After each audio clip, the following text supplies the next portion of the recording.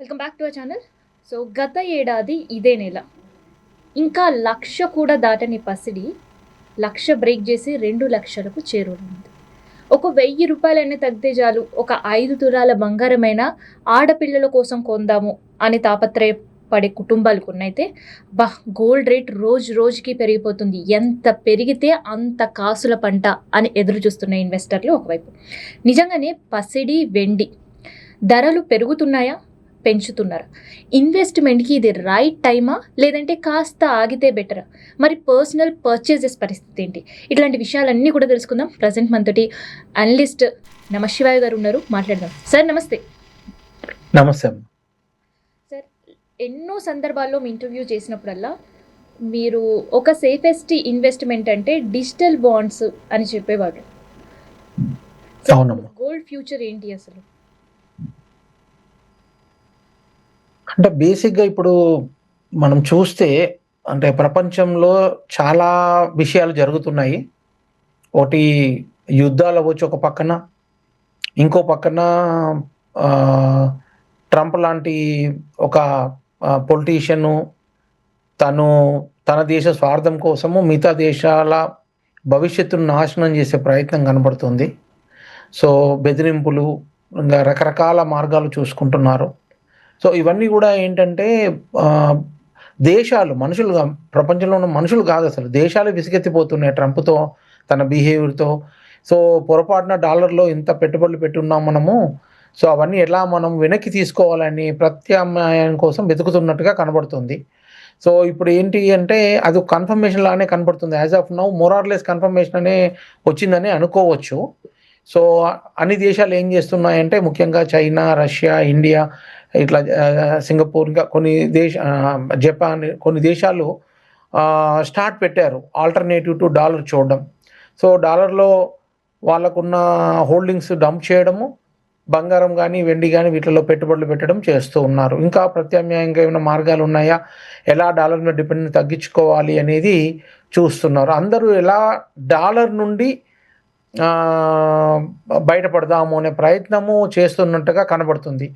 దానిలో చైనా చాలా ఉధృతంగా బంగారము, వెండి కొన్నట్టుగా మనము చెప్పుకోవచ్చు.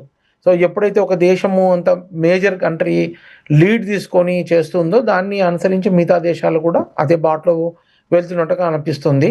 సో డాలర్ నుండి అంటే పారిపోయే ప్రయత్నం జరుగుతుంది ఇప్పుడు. సో దానివల్ల బంగారంలో, వెండిలో ఉధృతంగా పెట్టుబడులు వస్తున్నాయని అనుకోవచ్చు. So that is the main cause. కాకపోతే ఇది ఎంతవరకు పోతుంది, ఎలా అవుతుంది అనేది చూడాలి. సో కంప్లీట్గా డాలర్ని అవాయిడ్ చేయడం అనేది వీల్ అవ్వదు ఇమీడియట్గా. బట్ అంటే అదైతే స్టార్ట్ అయింది. అంటే అక్కడ నుండి బయటికి రావడం అనేది ఫ్లోస్ స్టార్ట్ అయింది. సో కాబట్టి ఇది చూస్తే ఎవరీ కరెక్షన్లో కూడా బంగారం అయినా వెండి అయినా కానీ, ముఖ్యంగా బంగారం ఎవరీ కరెక్షన్లో కొంచెం పెట్టుబడులు పెట్టడానికి మంచిదేమో అని అనిపిస్తుంది. కాబట్టి అంత తొందరగా ఏమీ వీక్ అయ్యి పడిపోతుంది అని కూడా అనిపించట్లేదు ఇప్పుడు ప్రస్తుతానికి. సో కాబట్టి మేజర్ ట్రెండ్ చేంజ్ అయింది, ఇప్పుడు మేజర్ ట్రెండ్ చేంజ్ అయిందని చెప్పొచ్చు మనం. సో కాబట్టి every correction is an opportunity. అలానే వర్టికల్గా ఇట్లానే పెరుగుతుంది అని చెప్పడానికి లేదు.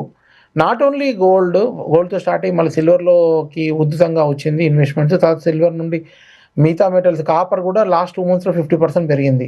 సో మెటల్స్ అన్నీ కూడా పెరుగుతూ ఉన్నాయి. సో ఈ క్రూడ్ కూడా పెరగడం స్టార్ట్ అయింది. అంటే కమాడిటీ సైకిల్ అప్ సైడ్ రావడము చూస్తున్నాము.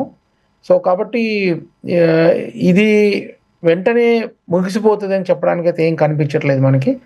సో కాబట్టి ముఖ్యంగా బంగారము ఏమైనా కరెక్షన్ తీసుకుంటే మాత్రం బహుశా కొంత పెట్టుబడి పెట్టుకోవచ్చేమో అనిపిస్తుంది. సార్, ఇక్కడ గతంలో వెండి పైన పెట్టుబడులు కావచ్చు, వెండి సేవింగ్స్ కావచ్చు, అంత పెద్దగా పట్టించుకునే పరిస్థితి ఉండకపోయిండొచ్చు. కానీ ఇప్పుడు వెండి బంగారంతో పోలిస్తే ఇంకెక్కువ రెట్లు పెరుగుతూ పోతుంది. సో వెండి ట్రెండ్ ఏంటి అసలు? వెండి ఇంతగా పెరగడానికి కారణం ఏంటి? ఏకంగా మార్కెట్లో నో స్టాక్ బోర్డులు కనిపించేస్తున్నాయి. అంటే దానికి ఒక ఫ్యూ రీజన్స్ ఉన్నాయండి. ఇప్పుడు బంగారం అనేది చిన్న అసెట్ కదా, అది చిన్న అసెట్, అది చిన్న కమాడిటీ. దానిలో ఎంత పెట్టుబడులు పెడతారు దేశాలు అయితే బరిలోకి దిగినాక.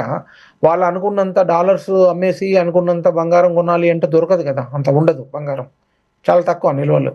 సో, కాబట్టి కొంత కొన్నారు. తర్వాత ప్రత్యామ్నాయంగా సిల్వర్‌లో పెట్టుబడులు పెడుతున్నట్టుగా మనం అనుకోవచ్చు. సో, వాళ్ళు గాని వాళ్ళ దేశాల్లోని ఈటీఎఫ్స్ కావచ్చు, లేకపోతే రిటైల్ ఇన్వెస్టర్లు కావచ్చు, పెట్టుబడి పెడుతున్నారు అనుకోవచ్చు. జనవరిలో ఏందంటే ఒక డెవలప్‌మెంట్ అంటే చైనా వాళ్ళ సిల్వర్ ఎక్స్‌పోర్ట్స్ బ్యాన్ చేసింది. సో, హ్మ్. సప్లై చైనా నుండి బయటకొచ్చేది లేదు. ఉల్టా చైనా ఉధృతంగా చైనా సిల్వర్ కొంటుంది. ఓహ్! ఇప్పుడు గత కొద్ది రోజులుగా చూస్తే ప్రీమియం చెల్లించి సిల్వర్ డెలివరీ తీసుకుంటుందని మనం వింటున్నాం. మార్కెట్‌లో ఉన్న రేట్‌కి 5%, 10% ప్రీమియం చెల్లించి సిల్వర్ డెలివరీ తీసుకుంటున్నారు. వాళ్ళు ఫిజికల్‌గా డెలివరీ తీసుకుంటున్నారు. సో, అంటే ఏంటి అంటే వాళ్ళు మొత్తం అంతా గూడా పైలప్ చేసుకుంటున్నారు. గోల్డు, సిల్వరు ఇవన్నీ గూడా. ఎందుకంటే డాలర్ వద్దు మాకు, బంగారం ముద్దు అనే ఉద్దేశంలో వెళ్తున్నట్టుగా మనము అనుకోవచ్చు. ఇది మేజర్ కంట్రీస్ ఇలా చేస్తున్నాయి కాబట్టి ఇది మిగతా కంట్రీస్‌లో గూడా కొంచెము అంటే వాళ్ళు అమ్మడం ఆపేస్తారు టు హ్మ్. Start with. తర్వాత ఇండస్ట్రియల్‌గా రిక్వైర్మెంట్స్ ఉన్నాయనుకోండి. నెక్స్ట్ 3 మంత్స్ ప్రొక్యూర్‌మెంట్ కాకుండా నెక్స్ట్ 6 మంత్స్, 1 ఇయర్ ప్రొక్యూర్ చేసేద్దామని ఒక తొందర మొదలవుతుంది. హ్మ్. సో, ఈ రకరకాలు ఇన్వెస్టర్లు కొంత పెట్టుబడులు పెడతారు. సో, వీటన్నిటి వల్ల ఇప్పుడు ఇది ఇంత స్పీడ్‌గా ఉద్ధృతంగా మోర్ థాన్ 4 టైమ్స్, 4 ½ టైమ్స్ పెరిగింది 1 ఇయర్‌లో సిల్వర్. సో, కాకపోతే ఇంత పెరిగినాక ఇక్కడ కొనమని మనం చెప్పలేము. ఎందుకంటే హ్మ్. ఆహ్, అంటే మనకి రీజన్స్ కనబడుతున్నాయి పెరగడానికి. హ్మ్. కానీ ఆ రీజన్స్ ఇంత పెరగడానికి సరిపోతుందా అంటే ఆన్సర్ ఈస్ నో. హ్మ్. ఎందుకంటే ఎప్పుడు కూడా స్లోగా స్టడీగా పెరిగింది నిలబడగలుగుతది. ఇట్లా ఉద్ధృతంగా ఒకటిసారి ఒక సడెన్‌గా స్పైకొస్తే ఆ స్పైక్‌లో కరెక్షన్ రావాలి. హ్మ్. సో, కాబట్టి సిల్వరు ఇండస్ట్రియల్ డిమాండ్ ఒక పక్క పెరుగుతుంది. ఈ మధ్య లేటెస్ట్‌గా ఈవీ వీటిలల్లో గూడా ఇంకా వేరే సెక్టార్స్‌లో గూడా వాళ్ళకి అంటే డిమాండ్ వస్తుంది సిల్వర్‌కి. హ్మ్. ఫిజికల్ డిమాండ్ ఇది. అరౌండ్ 57% జనరల్‌గా ఆహ్, ఇండస్ట్రియల్ డిమాండ్ ఉంటది సిల్వర్‌కి. హ్మ్. బంగారం అంటే అంత పెద్దగా ఉండదు. ఇండస్ట్రియల్ డిమాండ్ చాలా తక్కువ. హ్మ్. బట్ సిల్వర్‌లో ఇండస్ట్రియల్ డిమాండ్ ఉంటుంది. సో, అయినా గాని ఇంత పెరగడానికి అది రీజన్ కాదు. గోల్డ్‌లో పెట్టేంత పెట్టారు. దాని తర్వాత సిల్వర్‌లో గూడా ప్రెషియస్ మెటల్ గదా! అని దీనిలో గూడా పెట్టుబడులు పెడుతున్నారని మనం చెప్పుకోవచ్చు. సరే. అందుకని ఇన్వెస్ట్‌మెంట్ డిమాండ్ వల్లనే డాలర్ నుండి దూరం అవ్వడం వల్ల ఇది జరుగుతుంది. డాలర్ నుండి డాలర్‌ని దాన్ని దానిలో ఎగ్జిట్ అవుతూ బంగారం, సిల్వరు ఇట్లాంటి వాటిలోకి ఎంటర్ అవుతున్నట్టుగా మనము అనుకోవచ్చండి. సో, మరి ఇది ఇట్లానే కంటిన్యూ అవకాశాలు కనబడుతున్నాయండి. వేరే గత్యంతరం లేదు. ట్రంప్ మారడు. ట్రంప్ టారిఫ్స్ అంటాడు, ఇంకోటి అంటాడు, 50 అంటాడు, 500 అంటాడు. ఇలా అన్ని దేశాల ఎకానమీస్‌ని ఇబ్బంది పాలు చేస్తున్నాడు. సో, కాబట్టి ట్రంప్ మారితే కొంచెం బెటర్ అవుతదేమో. బట్ ట్రంప్ మారే పరిస్థితి ఏం కనబడట్లేదు. సో, పరిస్థితులన్నీ అగమ్య గోచరంగా ఉంది. కాబట్టి ఇలాంటి పరిస్థితులలో బంగారం, వెండి అనేది కొంచెం సేఫ్ హెవెన్ క్వాలిటీస్ ఉన్నాయి కాబట్టి ఇది బెటర్ అని చెప్పి బంగారంలో, వెండిలో పెట్టుబడులొస్తున్నాయండి. సరే ఇక్కడ మీరన్నట్టే స్లోగా ఈ రేట్ రైజ్ అవుతున్నప్పుడు పెట్టుబడులకు గూడా ఒక గుడ్ సైన్‌గా అనుకోవచ్చు. కానీ ఇప్పుడు ఇన్వెస్టర్‌లో కూడా ఒక కొంత కన్‌ఫ్యూజన్ కనిపిస్తుంది. ఎందుకంటే సేమ్ సీన్ రిపీట్స్ టు 2009లో మనం చూసాం. సిల్వర్ ఇలాగే విపరీతంగా రేట్ పెరిగి ఒకేసారి డౌన్‌ఫాల్ అయిన పరిస్థితి. సో, అట్లాంటి సినారియో మళ్ళీ సిల్వర్‌లో చూసే అవకాశం ఉంటదా? అంటే 2009కి ఇప్పటికి చాలా డిఫరెన్స్ ఉందండి. 2009లో మేజర్ ఫండమెంటల్ రీజన్ ఏం లేదమ్మా అప్పుడు. హ్మ్. సో, అప్పుడు నేను టీవీలో వస్తే అప్పుడు 75,000, 80,000 ఉన్నప్పుడు నేను చెప్పడం జరిగింది. పొరపాటున పెట్టకండి, ఇన్వెస్ట్ చేస్తే చేతులు కాలిపోతాయి. యెస్. ఒకటే రోజులోనే 8,000, 10,000 పడిపోవచ్చు అన్నాము. అట్లనే 2 రోజుల్లోనే అట్లనే రివర్స్ అయింది. పడడం అంటే అలానే 8, 10,000 ఒకటే రోజులో పడడం చూసాము. అండ్ అవును. అక్కడ నుండి 70% ఆల్‌మోస్ట్ కరెక్ట్ అయింది సెవెరల్ మంత్స్ టైమ్‌లో. సో, అవును. అక్కడ ఏమి పెద్ద సాలిడ్ రీజన్ లేదు. హ్మ్. బట్ ఇక్కడ సాలిడ్ రీజన్ ఎనకాల ఏదో జరుగుతుంది. బిహైండ్ ఏదో జరుగుతుంది. ఆ బిహైండ్ ఏంటి అనేది ఎవరు చెప్పరు. Hmm. So, we have to analyze and understand up to some extent. కొంతవరకు ఇమాజిన్ చేసుకోవచ్చు. చూస్తున్నాం గదా! ఇండియా గూడా $50 బిలియన్ డంప్ చేసి ఇండియా దీనిలోకి గోల్డ్‌లోకి ఎంటర్ అయింది. అలానే యెస్. చైనా ఇంకా ఉధృతంగా ఎళ్తుంది. రష్యా చేస్తుంది. ఎప్పుడైతే రష్యాని కట్టడి చేస్తూ వాళ్ళ డాలర్‌లు ఫ్రీజ్ చేశారో అప్పుడే అన్ని దేశాలకి భయం పట్టుకుంది. హ్మ్. ఎప్పటికైనా నా డాలర్స్ వీడు కొట్టేస్తాడు, నా డబ్బులు కొట్టేస్తాడు అనే భయం అన్ని దేశాల్లో మొదలైంది. హ్మ్. So, that was a very, very, very wrong step. అక్కడి నుండి అమెరికాని, డాలర్‌ని నమ్మడం అనేది తగ్గడం మనం చూస్తూ ఉన్నాము. అప్పటి నుండే బంగారంలో పెట్టుబడులనేవి స్టార్ట్ అయినాయి. హ్మ్. సో, అది ఇంకా కంటిన్యూ అవుతుంది. కరెక్టివ్ స్టెప్స్ ఇంతవరకు అమెరికా తీసుకోవట్లేదు. ఇప్పటికీ కరెక్ట్ స్టెప్స్ తీసుకోవట్లేదు.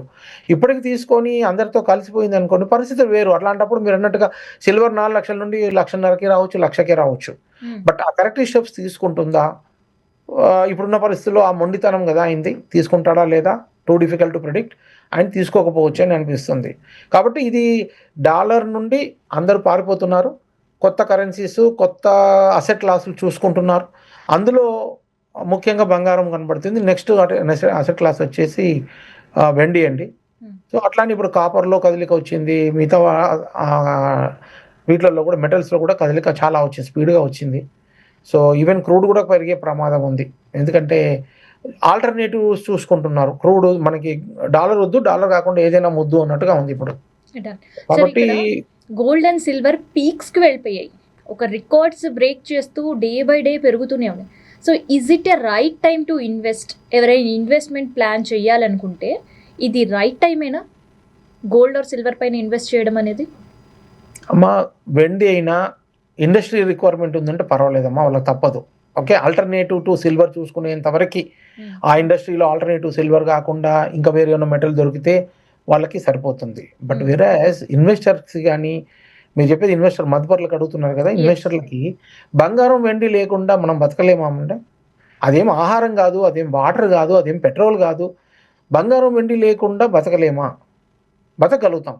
మన అవసరాలు, పెళ్ళిళ్ళు, ఫంక్షన్లు అవసరాల వరకే తీసుకోవాలి తప్ప దాని వెంటబడి తీసుకోవాల్సిన అవసరం ఉందా అనేది ఎవరికి వాళ్ళు ప్రశ్న వేసుకోవాల్సిన అవసరం ఉంది. ఎందుకంటే ఒకటే ఇయర్‌లో 4.5 రెట్లు పెరిగింది వెండి. ఇంకా వెండి కొంటున్నారు. నిన్న అతను ఫోన్ చేసి 2 డేస్ బ్యాక్ నేను కొంటానన్నా అన్నాడు. నీ ఇష్టం, రిస్క్ అయితే చాలా ఉంది. It is up to you అని చెప్పాను. 3,20,000 కొన్నాడు. ఇప్పుడు 4 lakhs అయిందన్నా అని ఫోన్ చేశాడు. Okay. So is a risk taker. So మనము వాళ్ళని వద్దని చెప్పలేము. రిస్క్ అయితే ఉంది. ఏదైనా స్టాప్ లాస్ పెట్టుకొని చేసుకోవాలి మీరు అని చెప్తాం మనం. అంతకుమించి చెప్పలేము. సో ఇది సేఫ్ కాదు. డెఫినెట్లీ సేఫ్ కాదు. గోల్డ్, సిల్వర్ 2 చూస్తే సిల్వర్ కన్నా గోల్డ్ సమ్‌వాట్ బెటర్. అది కూడా కరెక్షన్‌లో కొనుక్కుంటే బెటర్. ఈ లెవెల్ నుండి ఏదైనా 20,30,000 తగ్గిందనుకోండి, అప్పుడు కొనుక్కుంటే పర్వాలేదు. ఎందుకంటే గ్లోబల్‌గా పరిస్థితులు మారవు అని ఒక అసంప్షన్ మనది. ఈ ట్రంప్ వీడు మారడు, వీడు ఇంతే మూర్ఖుడు, పరమ మూర్ఖుడు, వీడు ఇంతే అనుకోని ఆ అసంప్షన్ కరెక్ట్ అయితే మాత్రం బంగారం, వెండికి ఇంకా పెరిగే ప్రమాదం ఉంది. బట్ కరెక్షన్‌లో కొనుక్కోవాలి. ఇలా ఎందుకంటే కరెక్ట్ అయినప్పుడు ఏమవుద్దంటే ఒక సపోర్ట్ దొరుకుతుంది. సపోర్ట్ దొరికి ఎంతవరకు పడుతుందో చూసి అక్కడ నుండి మనం కొనుక్కుంటే ఒక ఏ కైండ్ ఆఫ్ సేఫ్టీ ఉంటుంది ఇన్వెస్టర్ కూడా. వర్టికల్‌గా ఇలా పైకి పారాబోలిక్ మూవ్‌మెంట్‌లో పెరిగే అసెట్ క్లాస్‌లో పెట్టుబడి పెట్టాలంటే చాలా కష్టం. ఈరోజు 20,000 పెరగొచ్చు. రేపు 50,000 పడుతుందని గ్యారంటీ ఉందా ఏమన్నా? ఎవరు చెప్పలేరు. సో ఇవన్నీ అన్‌చార్టెడ్ టెరిటరీలోకి ఎంటర్ అయిపోయినాం మనం. ఇవన్నీ ఎప్పుడు చూసిన రేట్లు కావు. సో అన్‌చార్టెడ్ టెరిటరీలో ఎంటర్ అయ్యాము. కాబట్టి ఎలాంటి మనము టెక్నికల్‌గా చూసి ఏమైనా సపోర్ట్ చెప్దామన్నా ఏమీ సపోర్ట్స్ కనపడవు అక్కడ. సో కంప్లీట్లీ ఇప్పుడేంటంటే బ్లైండ్‌గా ఉండి ఇన్వెస్ట్ చేస్తున్నట్టు చెప్పాలి వాళ్ళు ఇన్వెస్టర్లు. కాబట్టి రిస్క్ అనేది అధికంగా ఉంది అనేది మాత్రం క్లియర్‌గా చెప్పదలుచుకున్నాము. కరెక్షన్‌లో వెండి కన్నా బంగారం బెటర్ అని చెప్పదలుచుకున్నాం. సో ఒకవేళ 1.5 lakhsకి వచ్చింది బంగారము, ప్రాబబ్లీ యూ కెన్ ఇన్వెస్ట్. ఇప్పుడు 180 నుండి 1.5కి వస్తే కొంచెం మంచి కరెక్షన్ వచ్చింది కాబట్టి నెక్స్ట్ ఫ్యూ డేస్‌లోనో, ఫ్యూ వీక్స్‌లోనో ఎప్పుడైనా వచ్చిందనుకోండి, రాదు అని కూడా చెప్పడానికి ఏం లేదు. ఎందుకంటే it may come also. So ఇంత వర్టికల్‌గా, ఇంత స్టీప్‌గా పారాబోలిక్ మూవ్‌మెంట్ వస్తే, ఇంత వేడి ఉన్నప్పుడు ఇది పొంగు. మనం ఇది పొంగు అని కూడా చెప్పొచ్చు. ఇలాంటి పొంగు నిలబడుతుందా అంటే, పాల పొంగు ఎట్లా ఉంటుంది, నిలబడుతుందా? ఒక్కసారి మంట ఆపామంటే చప్పమని పడిపోతుంది. ఇది అంతే. సో అది ఏ లెవెల్ వరకు పోతుంది, ఎంతవరకు పొంగుతుంది అనేది ఎవ్వరు చెప్పలేరు. It's very difficult to predict. And చైనాలో ఏం జరుగుతుందో డేటా మనకి రావట్లేదు. ఎవడికి తెలీదు. చైనా ఏం చేస్తుంది, what is their strategy, are they willing to buy up to 5 lakhs, are they willing to buy up to 7 lakhs అంటే నో వన్ నోస్. సో వాడు ఏం చేయబోతున్నాడు ఏమి తెలీదు. సో కాబట్టి ఇన్ని అన్సర్టనిటీస్ ఉన్నాయి. కాబట్టి ఇన్ని అన్సర్టనిటీస్ ఉండి ఎంత పెరిగాక ఒక ఏ అసెట్ క్లాస్ అయినా 4-5 times పెరిగినాక దాన్ని ఎంటపడి ఉండడం అనేది అస్సలు అడ్వైజబుల్ కాదు. దానికన్నా స్టాక్స్ బెటరు. ఇంకా ఆల్టర్నేటివ్స్ వేరేనా చూసుకోవడం బెటరు. ఎక్కడైతే బాగా వీక్ అయిందో రియల్ ఎస్టేట్ అట్లాంటి పాకెట్లు చూసి ఇన్వెస్ట్ చేసుకోవడం better. But not silver. Correction వస్తే ఎస్, కరెక్షన్ సపోజ్ 1,00,000 తగ్గింది అనుకోండి, then probably you can think. Support తీసుకొని పెరుగుతుంటే అప్పుడు ఎస్, కొంత కూల్ అయింది, కొంత సపోర్ట్ తీసుకుంది కాబట్టి yes we can look at it. కాబట్టి వితౌట్ కరెక్షన్ ఇలానే ఉంటే, ఇలానే కొనసాగితే నేను రోజు 20,000 పెరుగుద్ది, 5 రోజులు 1,00,000 సంపాదించేస్తానని మాత్రం పొరపాటున కూడా కొనకండి. సో బంగారం risk? వెండి కొనాలని రూల్ ఏం లేదమ్మా. ఉమ్, ఎందుకు కొనాలి? అది అన్నం కాదు.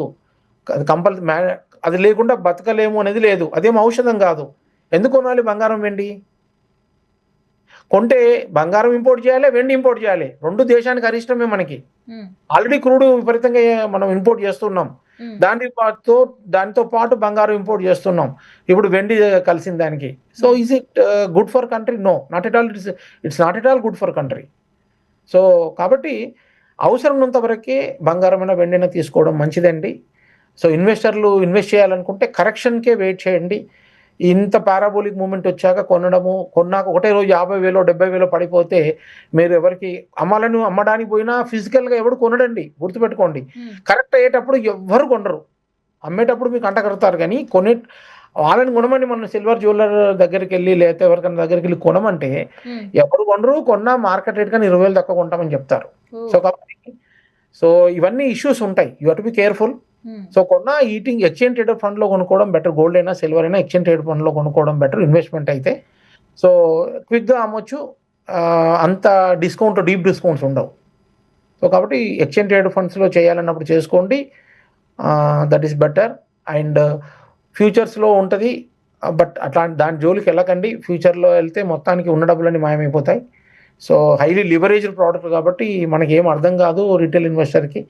కాబట్టి వాటి జోలికి వెళ్ళకూడదు. సో కొంటే ఎక్స్చేంజ్ ట్రేడ్ ఫండ్లో ఒక సిల్వర్ 1,00,000 తగ్గినప్పుడు కొనండి, బంగారం ఒక 30,000 తగ్గినప్పుడు కొనాలని ఆలోచించండి. done. సో వీలైతే అప్పుడు మళ్ళీ ఒకసారి రివ్యూ చేసి అప్పుడు సలహా ఇవ్వడానికి ప్రయత్నం చేద్దాం. Done. అయితే ఇమీడియట్గా ఒక మిడ్ క్లాస్ ఉన్న వ్యక్తి ఇమీడియట్గా నేను ఇన్వెస్ట్ చెయ్యాలి అని అనుకుంటే ల్యాండ్ బెటరా, గోల్డ్ బెటరా ఆర్ సిల్వర్ బెటరా? అంటే ఎక్కడైతే బాగా వీక్ అయిందో రియల్ ఎస్టేట్ తప్పకుండా చూడొచ్చమ్మా. సిల్వర్ కన్నా గోల్డ్ నేను ప్రిఫర్ చేస్తాను. ఎందుకంటే బంగారం ఇప్పుడు కూడా ఆల్టర్నేటివ్ టు కరెన్సీ లెక్క చూస్తారు. కాబట్టి డైరెక్ట్ రిలేషన్ ఉంటుంది. డాలర్ వీక్ అవుతే గోల్డ్ పెరుగుతుంది, డైరెక్ట్ రిలేషన్ ఉంది. కాబట్టి ప్లస్ బంగారం పెరిగింది తక్కువ రిలేటివ్గా సిల్వర్తో చూస్తే. సిల్వర్ 1 ఇయర్లో 4.5 times అయితే నీకు గోల్డ్ పెరిగింది లెస్ దాన్ 2 times 1 ఇయర్లో. సో కాబట్టి అలా చూసుకుంటే గుడ్డిలో మెల్ల బంగారం. కాబట్టి కరెక్షన్ ఏదైనా వస్తే ఆలోచించండి. మీ అవసరాలు ఫంక్షన్లు ఉంటే కరెక్షన్ని వాడుకొని కొంత కావాలంటే పెట్టుబడి పెట్టుకోండి. ఇది నేను అనుకుంటాను ఇంకా ఇది కంటిన్యూ అయ్యే ప్రమాదమే ఎక్కువ కనబడుతుంది. ఎందుకంటే ఆల్టర్నేట్ ఎస్కేప్ ఫ్రమ్ డాలర్ జరుగుతూ ఉంది. ఇప్పుడు దేశాలన్నీ ఎస్కేప్ ఫ్రమ్ డాలర్ జరుగుతుంది. దేశాలకి డజంట్ మ్యాటర్ అండి రేట్ ఎంత అనేది వాళ్ళకి అవసరం లేదు.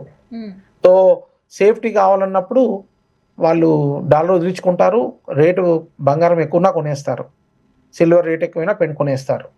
కాబట్టి దేశాలు ఇన్వాల్వ్ అయినాయి కాబట్టి ఇది పడిపోతుంది, కుప్పకూలిపోతుంది అని అయితే చెప్పలేము. ఇప్పుడు అట్లా అనిపించట్లేదు. 2009 సిచ్యువేషన్ వాజ్ టోటల్లీ డిఫరెంట్. అప్పుడు పెద్ద ఫండమెంటల్ రీజన్ లేదు. బట్ ఇప్పుడు ఫండమెంటల్ రీజన్ దేశాలే కొంటున్నారు. దేశాలు కొంటే వాడు ఎంతకాలం కొంటాడు, వాడు ఎంతైనా కొనగలుగుతాడు. వాళ్ళు ఉన్న అన్ని డాలర్స్ కన్వర్ట్ చేసే ప్రయత్నం చేస్తూ పోయాడు అనుకోండి, ఎంతకైనా పోవచ్చు. కాకపోతే వాళ్ళకు కూడా ఒక స్ట్రాటజీ ఉంటుంది. కొంతవరకు బంగారంలో, కొంతవరకు వెండిలో, కొంతవరకు మిగతా కమోడిటీస్లో పెట్టే ప్రయత్నం చేస్తూ ఉండొచ్చు. సో కాబట్టి రియల్ అసెట్స్లోకి డాలర్ నుండి డాలర్ కరెన్సీ నుండి రియల్ అసెట్స్లోకి మూవ్ అవుతున్నది ట్రెండ్, అది జరుగుతుంది అని మనం ఇప్పుడు చెప్పుకోవచ్చు. This is real good fundamental రీజనే. కాబట్టి కరెక్షన్లో కావాలనుకున్న వాళ్ళు, అవసరాలకు పెళ్లికి ఫంక్షన్లకి అవసరం ఉన్న వాళ్ళు కొనుక్కోవచ్చమ్మా. ఇన్వెస్టర్లు అంటారా, వాళ్ళు ఏదైనా స్టాప్ లాస్ పెట్టుకొని చేయడం అడ్వైజ్ చేస్తున్నాం మనం. స్టాప్ లాస్ లేకుండా మాత్రం చేయకూడదు. సో ఇదనమాట, గోల్డ్ సిల్వర్ రేట్లు పెరుగుతూ రికార్డు సృష్టించడమే కాదు, మార్కెట్ అన్లిస్ట్లో కూడా చిక్కనంత రేట్లు పెరుగుతున్నాయి. సో ఈ అప్ ట్రెండ్లో ఎవరైనా ఇన్వెస్టర్లు ఇన్వెస్ట్ చెయ్యాలనుకుంటే మాత్రం అది టూ రిస్కీ అని అన్లిస్ట్ల వాదన. మరి గోల్డ్ ఆ వాదన నిజం చేస్తుందా, లేదు ఇంకా దాటి మించి అన్లిస్ట్ల అంచనాలని తాకలేనంత గోల్డ్ అండ్ సిల్వర్ రేట్లు పెరుగుతూ పోతాయో చూద్దాం.